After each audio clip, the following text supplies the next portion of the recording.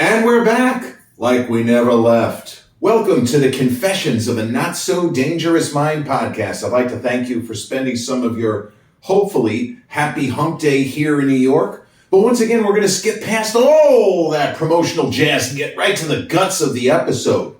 We are 1 week away from the big day, jolly old St. Nick. We wish you a Merry Christmas. We wish you a Merry Christmas 7 days from today. So we're going to return to the series of best Christmas movies. And we've had some of the standards, such as Home Alone and A Christmas Story, but we've also had renegade picks like, welcome to the party, pal. Come out to the coast. We'll get together, have a few laughs.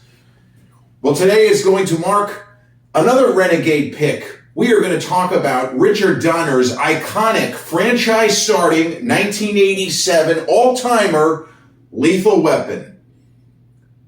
Jingle Bell, Jingle Bell, Jingle Bell Rock. Now here's a little historical tidbit for you, because I know you like that I have all of these tens of thousands of random historical factoids about movies stored up in between my ears, as they say. There is not oatmeal north of the equator, in the immortal words of Andy Kaufman, Long Island native. But Lethal Weapon, OG, with Mel and Danny, was released on March 6th, 1987.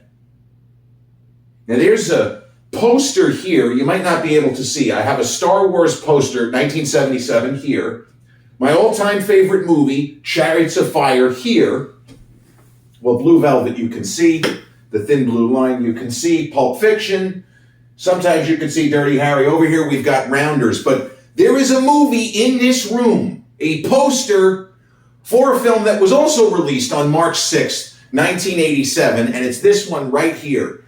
Historical Quirk, my single favorite horror film, Sir Alan Parker's sensational adaptation of William Jortsberg's novel Falling Angel, Angel Heart, was also released on March 6th, 1987. Now, unlike today's movie, Lethal Weapon, my third favorite Christmas film of all time, and Angel Heart didn't get it done at the box office. It was a film that, for the day, long before the internet, had a lot of buzz, and people within the industry who had seen the film before its release were going nuts.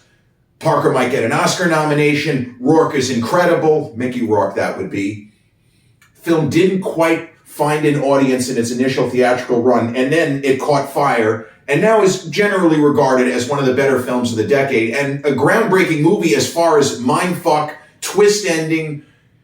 If you watch it the second time, sometimes it works better because there's a lot of stuff that you're not going to catch the first time, etc., etc. But Lethal Weapon hit right from the jump.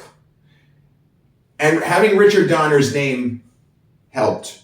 I don't necessarily know that it was a deciding factor. I think the fact that Donner was such a terrific filmmaker was a deciding factor, because he had what was a spec screenplay from a guy who has gone on to have an incredible career, Shane Black. This was a spec script that Joel Silver found. Joel Silver, who famously says, I don't make art, I buy it. I almost got his quote backwards. I don't make art, I buy it. With all due respect, I disagree. Joel Silver was a far better producer than he gave himself credit for. He was responsible for a lot of great art, and I would put Lethal Weapon in that category. Hell, I would put the original Predator in that category. Stick around. If it bleeds, we can kill it. Joel Silver was one of the people behind The Matrix also.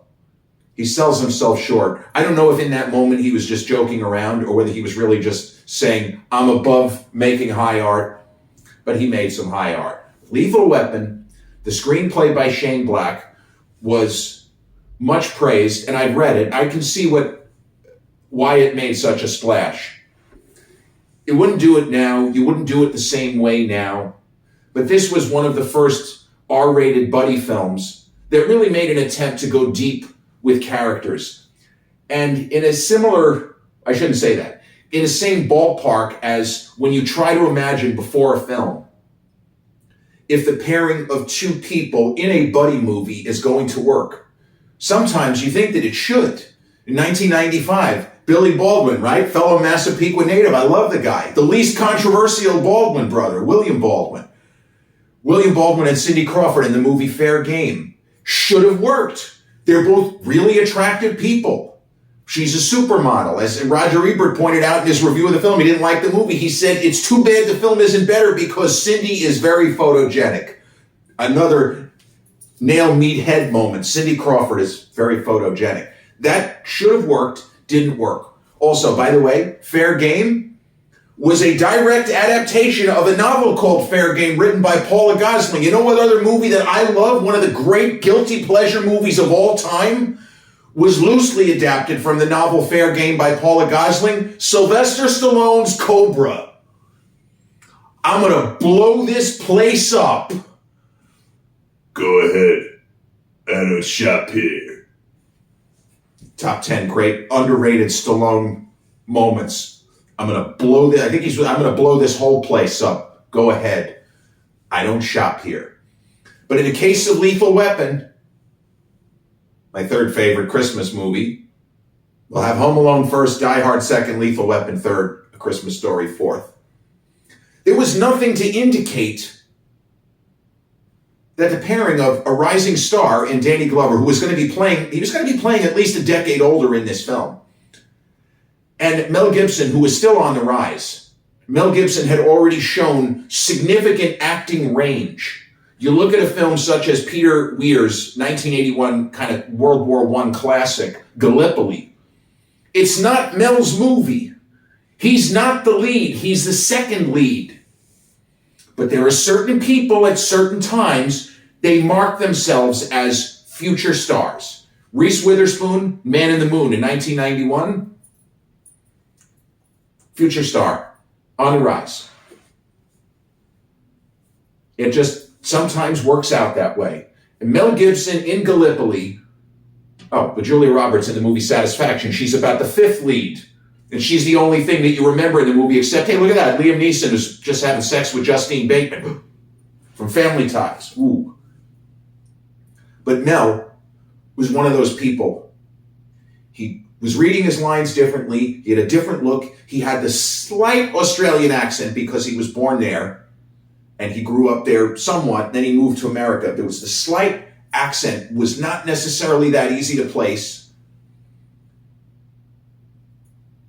Year of Living Dangerously, another Peter Weir film. He's fantastic in that movie. Linda Hunt won, going to talk about gender politics. She won an Oscar. That would have been a lot more controversial now. With social media, people would have been going crazy. They would have been going crazy with The Crying Game. No spoilers, Jay Davidson in 1993. Don't know no more of The Crying Game. Or as somebody said, I've never even seen the movie and I've already had my fill of The Crying Game, paying tribute to Boy George's song. But Mel Gibson, then he did Mad Max. He had done The Bounty. He looked like a matinee idol, and he had the bearing and the standing of a movie star. Now, there is a version of Mel Gibson's career where he has the Dennis Quaid kind of career. There's nothing wrong with this. Dennis Quaid was a guy who had the bearing and the standing of a leading man, but people thought, he's more of a supporting actor type, but he looks like a leading man. And when Dennis Quaid had the opportunity to headline movies, he more than held his own against some very powerful co-stars, such as Cher and Suspect, where I feel like he more or less acts her off the screen. And how great he is in The Big Easy with that almost incomprehensible Cajun Creole New Orleans accent. People around here have a certain way of doing things, Cher. It's funny, he says the word Cher in a movie that, not the movie that he made with Cher. But Mel Gibson and Danny Glover, much like Arnold Schwarzenegger and Danny DeVito a year later in Twins, that seemed like cockeyed casting, but then when you actually get around to watching the movie, you say, it's fucking magic. Mel and Danny, it shouldn't have worked. But it was just meant to be. The alchemy. They made movie magic. Having a fantastic screenplay from Shane Black. The movie didn't just create itself. Yes, Mel and Danny, they had their moments. I'm sure they ad-libbed, much as also in 1988, Bobby D and Charles Grodin in what I believe to be the single best buddy film ever made, even better than Lethal Weapon, Midnight Run. You take a great script, and if you have a filmmaker, in the case of Dick Donner or Richard Donner or Marty Brest in Midnight Run, if you have a filmmaker that's going to allow you to do a couple of extra takes and take a few shots, you might end up with something that you didn't foresee. Lethal Weapon doesn't play like a Christmas movie in the manner of even Die Hard, where we have Christmas decorations at the airport, and Bruce Willis has a gift for the kids, and Christmas in Hollis is playing on the soundtrack as we open the film, and it's a Christmas party. The word Christmas is thrown at you a lot in Die Hard. It's more subtle in Lethal Weapon. But Lethal Weapon, as the story unfolds, to me, has more of the Christmas spirit than even Die Hard. And not just because, Bruce can't take a pause and talk about what the season means to him because he's being chased around a fucking building by terrorists. But Lethal Weapon, the hurting, wounded Martin Riggs, it's really one of Mel's best performances. Maybe that's an obvious thing to say. The thing with Mel, not going to defend the guy on a personal level. He said a lot of wacky stuff, and I don't just mean the infamous arrest and all of that in 2006. He said a lot of other things that I would take issue with personally.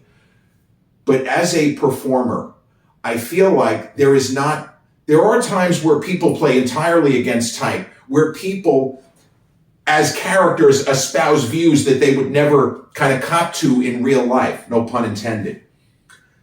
But Mel is somebody who has always come across in real life as a bit of a wild card and a live wire, as somebody who had significant substance abuse problems. That's not to make excuses, but there are certain characters he's played that have parallels.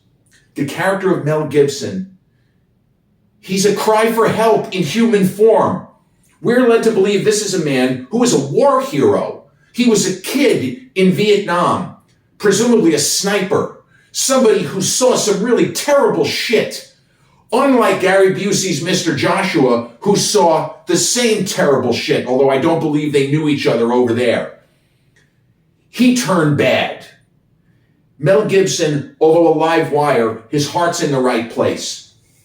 And it is sad when we conceptualize that the character of Martin Riggs wants to commit suicide. He wants to die. And the only reason why he doesn't kill himself is because he loves his job, which the way that he plays it is a very dangerous one indeed. And it gets even more dangerous trying to take down presumably hundreds of millions of dollars worth of a drug running operation. That sort of plot line for the bad guys would now be considered a cliche, but back then it hadn't been done over and over and over and over and over and over and over and over. I remember reading a screenplay written by a guy that I got to know, a friend of mine, fucking great writer himself, and it was a Face-Off type of a concept. Unfortunately, it was written before Face-Off, but it didn't advance because Face-Off kind of beat it to the punch. But in that story, it was this huge action film in the vein of a Lethal Weapon, just with the kind of plastic surgery, postmodern science face-off twist. But in that one, the bad guy would be like Robert Loggia in Big, the CEO of a toy company. It's not really a toy company. Stop me if you've heard this before. It's $1 billion heroin running operation. Well, in Lethal Weapon, we get something like that. We get ex-mercenaries running a drug operation. They were people who devoted themselves to God and country and have now gone sideways.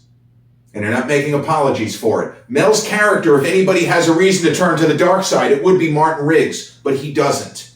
It's not how he's wired. And it seems like he's the kind of guy, he's not going to go out in a blaze of glory. He's just going to take himself out because his wife, Victoria Lynn, has died tragically in an awful car accident, which, and this is not a retcon, in Lethal Weapon 2, we learned it was not that much of an accident. So there is this sense of sadness, as much as the action sequences are incredibly well orchestrated. And as I mentioned in Die Hard, there are stunts in this movie where it appears the actors are in physical danger. the sequence where there's a building, a home blowing up. Mel and Danny are not far from that fucking house. I don't know how they did that without the guys being in danger. You gotta really trust, especially in the decade of the 80s, because again, people like me remember John Landis, just impossible, catastrophic miscalculation while making Twilight Zone the movie, killing 3 people. It's really extraordinary that John Landis' career didn't end right then and there. I feel like if something as awful as that happened now, sayonara, curtains, because there are accidents. A stuntman died while making not Escape from Alcatraz, Eiger Sanction. I think it was actually Clint's stunt double. It could have been Clint.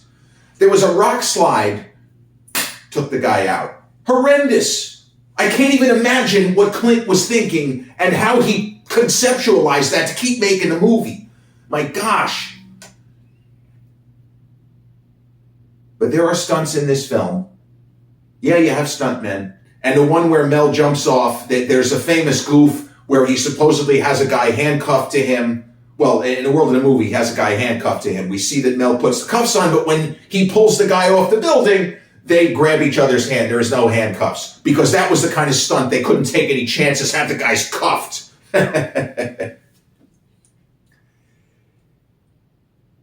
The action sequences are brilliantly staged and executed. The stunt work, when it is stuntmen, aside from this one little goof where they're supposed to be handcuffed and you can see the 2 guys clearly, and it's not Mel doing the stunt, obviously, grabbing each other's hands. The sadness of Mel's character. There are parallels to other characters played by Mel Gibson. He gets beaten up and tortured in a lot of films. As I say, I don't think it's an accident. Certain people want to play certain kinds of characters. Certain people don't want to play certain kinds of characters. Robert Redford played a lot of heroes, spoiler alert, who did not meet happy ends. Jack Nicholson played heroes who did not necessarily fulfill their objectives. Warren Beatty, same thing. Sylvester Stallone is still angry about the ending of FIST 46 years later. He's still talking about it. And I love Sly. You gotta let it go. It's okay. Spoiler alert, your character doesn't survive to the final credits. It's all right. Not everybody gets to survive to the final gong. But Payback, Mel's character gets tortured to within an inch of his life. Year of Living Dangerously, Mel's character gets tortured to within an inch of his life. There are plenty of other movies, and in Lethal Weapon, his character, spoiler alert, gets tortured to within an inch of his life. It's something that it doesn't bother him when he's making a movie, and maybe he accentuates it. In the case of Payback, the original script didn't have extended scenes of torture. The original version of the story, Mel wanted his character, I guess, to be more relatable in that. In Lethal Weapon, they're going at it from a different angle. And I feel like this was a role he would have taken either way. It's not like he took it specifically because he got to do this sort of horrendous, where we root more for the guy because he gets beaten to within an inch of his life. The sense of Christmas and community, it doesn't hit you over the head in Lethal Weapon. But Danny Glover's Roger Murtaugh, as much as he has this big temper and shouts at Martin Riggs repeatedly, and in one incredible moment, all but tells him, go ahead and kill yourself. Because he's legitimately worried, I'm going to get killed right along with this guy. We have a difficult enough job without worrying about whether this guy is going to do something stupid to get me killed. Get killed anyway. Have you ever met anybody you didn't kill? Well, I haven't killed you yet. Don't do me no favors. But there's something in Roger Murtaugh, and it's to the credit of Danny's performance, that it's not overt. There is something there. He doesn't see Riggs as a kindred spirit. He sees Riggs as a fantastic cop, a great cop. But somebody who is alone and isolated. And although he might be the kind of guy who would poo-poo this, he's somebody who needs friends. He needs people in his life that he can trust, that will have his back if he lets them in. And I remember as a kid, And I loved the movie from the first time I saw it. Rented it from the local video store in Massapequa on Merrick Road, South Shore Video. Absolutely loved it. But the scenes of Mel with Danny's family, they didn't hit the same way then. I was just a kid. I didn't understand about isolation and loneliness and the need for others, the need for community. Yeah, you're a kid, you need others. But it just doesn't hit the same way as it does to me when you're an adult. And Mel, as Martin Riggs, getting to meet Roger Murtaugh's family, the wife who can't cook, the kids who are all fantastic. Rianne has a crush on him. It's not that it softens him. It humanizes him. It rehumanizes him.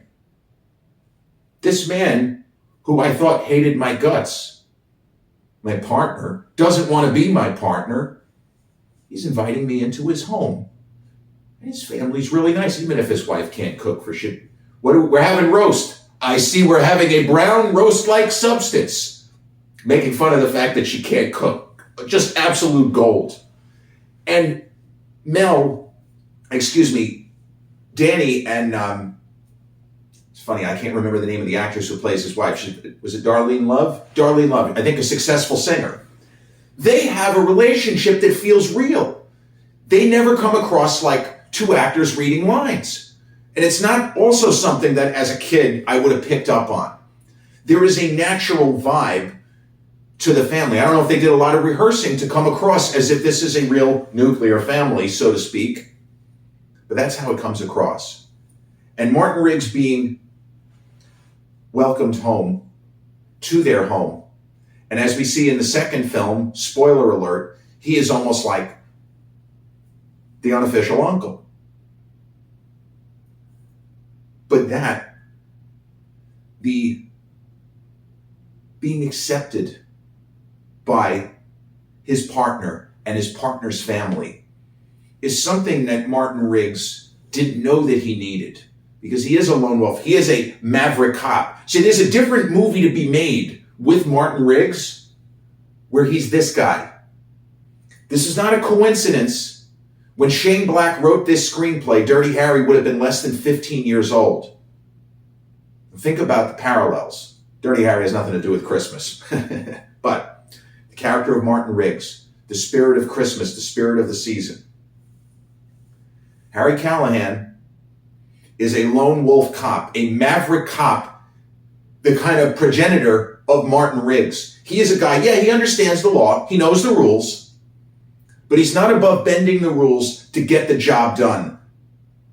The end justifies the means.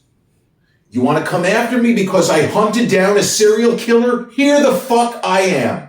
That's what Harry Callahan would say at the end of Dirty Harry. Here the fuck I am. You want to take me in? Fuck you. I'm not going anywhere.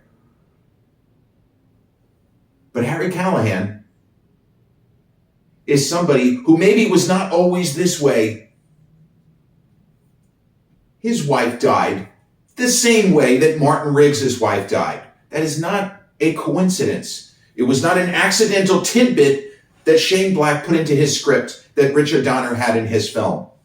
Now, in the case of Harry Callahan, he is not suicidal, but he is as devoted to his job as Martin Riggs, if not more so. At least in Lethal Weapon, we see where Martin Riggs lives. In Dirty Harry, as far as we know, Clint lives and sleeps at police headquarters. He never goes home. I think the police station is his home. It's pretty late in Dirty Harry that we find out why Callahan is probably the way that he is. And maybe he wasn't always like this. It's some of Clint's finest acting. Understated, but you get the point that this is a man who is devastated. She was driving home late one night, and a drunk crossed the center line. There was no reason for it. Just in that moment, we understand everything we need to understand about Inspector Harry Callahan. Just seeing Mel Gibson early in Lethal Weapon look at pictures of his beloved wife, crying his eyes out, wondering if he should put a bullet through his brain. We feel it. It's not a question of an actorly moment where it's just Mel in his home. Naked, there's a kind of joke in National Lampoon's Loaded Weapon 1, which came out in 1993. Emilio Estevez was playing the Mel Gibson character. There's a moment in this where Mel Gibson is walking around presumably naked. And he's just kind of hanging out, but he's naked in his house. Big deal, right? In National Lampoon Loaded Weapon 1, they do the same thing, and they title it Gratuitous White Guy Naked Butt Shot or something like that. That was actually, I thought, pretty clever at the time. I don't think it would play so good now. With all of the insanity of the unfolding of this plot in Lethal Weapon, we get closer and closer to Christmas. And there is a subtle shift in the dynamic between Martin Riggs and Roger Murtaugh early in the film. When Murtaugh is convinced that his partner just wants to kill himself and maybe take me, not that he's going to try to kill me, but he might end up taking me with him because he's going to do something crazy. There's a moment where Martin Riggs says, "Do you want me to drive?" And the way Danny screams, "No, I'll drive," cracked me up. But by about the midpoint of the movie, whether or not Roger Murtaugh fully trusts Martin Riggs, he does, because this guy is for real. And I don't know if it's as direct as "this man welcomed me into his home, life is worth living," or there are other people in the world who care about me, not in a professional sense.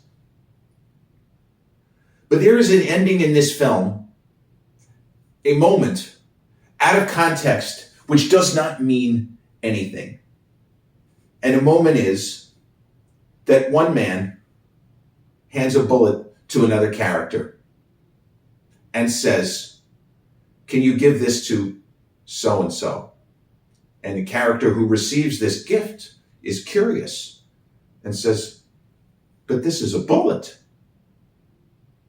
And the character who gives the gift of the bullet kind of nods and smiles and says, "He'll know why. He'll know what it means."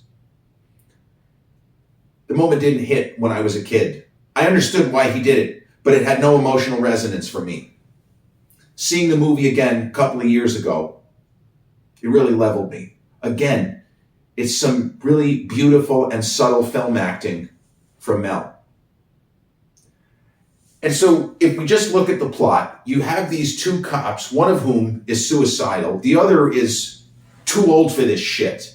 As I say, Danny Glover was still a very young man at the time. He was probably around 40, but he's playing a guy who's turning 50 and probably starting to think in terms of retirement, maybe at 55. We don't know how long. Maybe he's been on the B-25. He could retire at 55, whatever it is. I'm too old for this shit. Story is about drug runners, ex-mercs, people who were good guys who have now turned bad. And Gary Busey, a great actor who I actually met once. Gary Busey did a book signing in 2018 at Book Review of Huntington. I lived across the street above Sir Argentinian Steakhouse, for those of you familiar with magnificence of Huntington Village. But I met Gary Busey in person. He plays a character known as Joshua, or Mr. Joshua. We don't know if Joshua is his first name or his last name. The famous boxer Anthony Joshua, you could flip his name. His name could also be Joshua Anthony. So we don't know if Mr. Joshua, I assume that's his last name, but we don't know. But Mr. Joshua has a moment, a Christmas moment, that is as good as any Christmas moment any actor has ever had. But when I met him, and we were told that he might repeat himself, as Gary Busey in real life took a terrible head injury on his motorcycle. He was somebody that did not believe that somebody should be forced to wear a helmet. And then he became a helmet advocate after his accident because, nobody likes hearing this sort of stuff. But doctors told him that he probably would have walked away from the accident without a significant head injury if he'd been wearing a helmet. So he then became an advocate. But when I met him, and we had the opportunity to chat for a couple of minutes, and there's kind of a funny picture, and I did a meme about it related to this movie. But I said, what were your thoughts when you were preparing to play Mr. Joshua? How did you see him? What was your process? I'm asking him a real actorly question. I know nothing about acting. I just know about movies. And he gave me a look as if he liked that question. And he said in that gravelly voice, he says, I like that. I'll tell you what it was. I wanted to imagine that this guy was once a hero. This guy once had a mother and father who loved him. He was a hero. And he was broken by war. And so he turned bad. And it was a point of no return for this man. And that's how I played him. Okay. What we see in this film is somebody, Mr. Joshua, who is a good soldier. He is in service to his boss. That's the Mitchell Ryan character, the head of this drug-running organization. Mr. Joshua has some autonomy, but he does not have unlimited autonomy. He is, after all, working for Mitchell Ryan's character. But he's dangerous. He's just as dangerous as Mel. And there is this completely ridiculous fight scene near the end of the film where you have dozens of cops. Follow me through this. Dozens of cops near Martin Riggs' house, Roger Murtaugh's house. They can just arrest Mr. Joshua. But Martin Riggs and Mr. Joshua have to have it out. The two special forces guys, the two ex-military, one guy who turned evil and another guy who's simply suicidal. But his heart's in the right place. And they have this ridiculous MMA style knockdown, drag out fight. But you know what you see all over the place during this scene? You see Christmas trees. You see holiday lights. 'Tis the season to be jolly.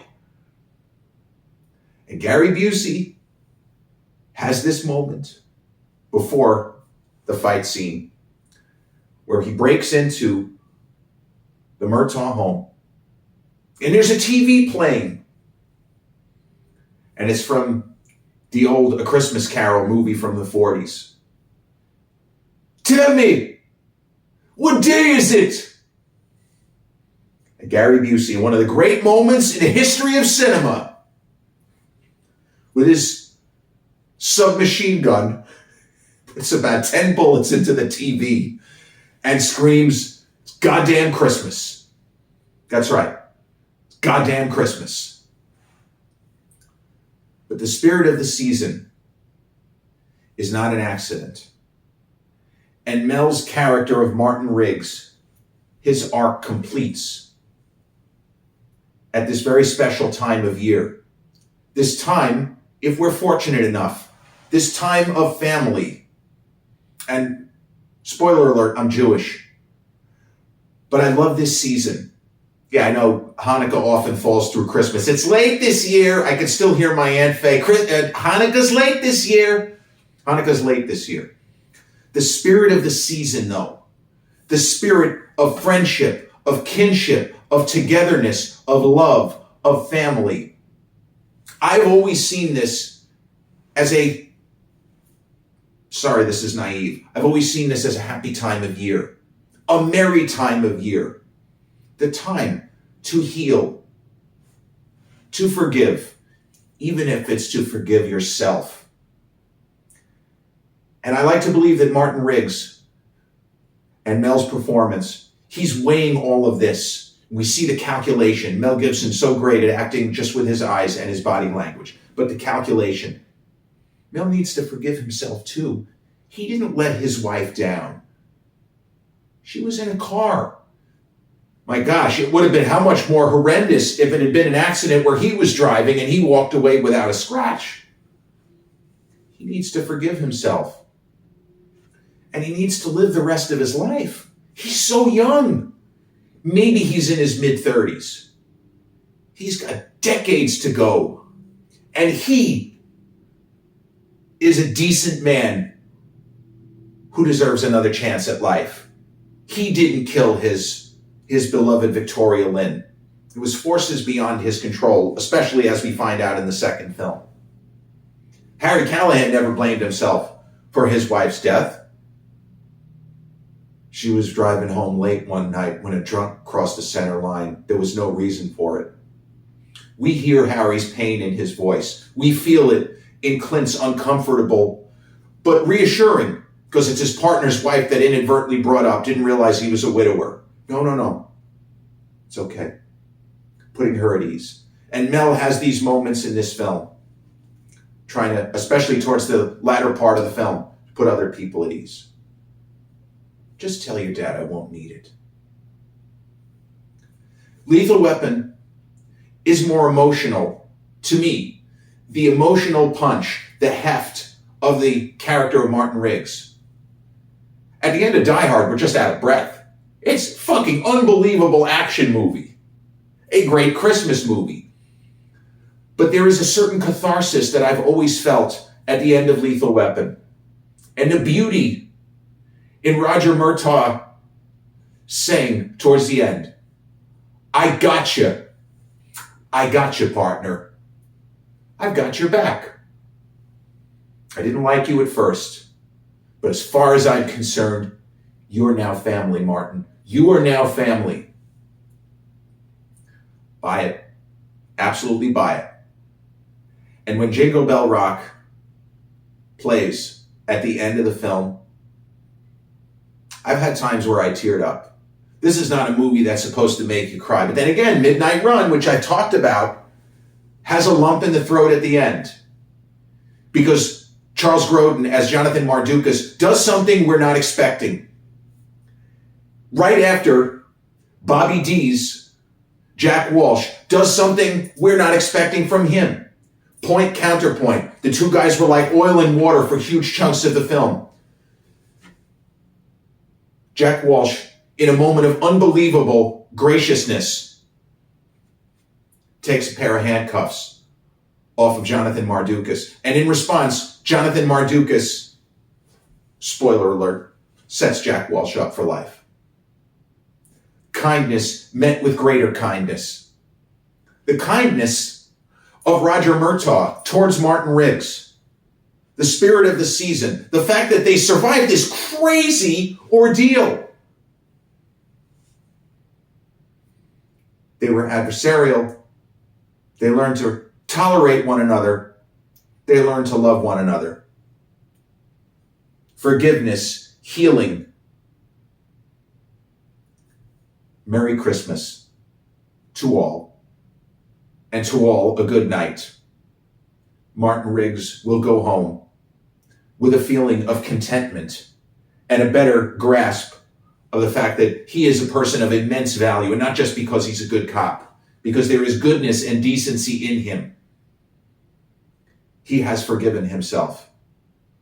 As he says to his beloved Victoria Lynn, Merry Christmas. I love you. He is not going to be joining her in the next life anytime soon.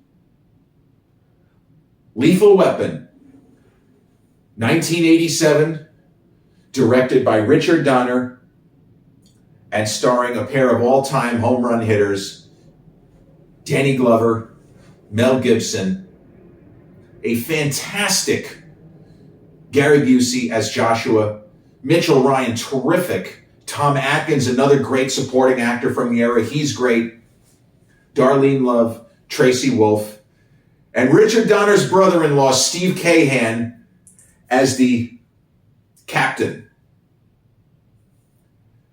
The fifth entry in our continuing series of Best Christmas Movies.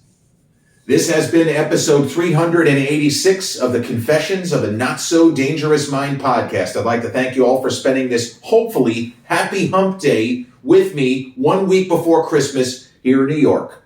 If you check out this episode on the YouTube channel, haven't done so already, please click like, subscribe, comment, share, turn on those notifications. Or if you catch this episode on the audio platforms such as Podbean, Spotify, iTunes, or the others in which we're hosted, same general rule applies. Click like, subscribe, share, and turn on those notifications. I'll be back with a new episode real soon. Till then, peace.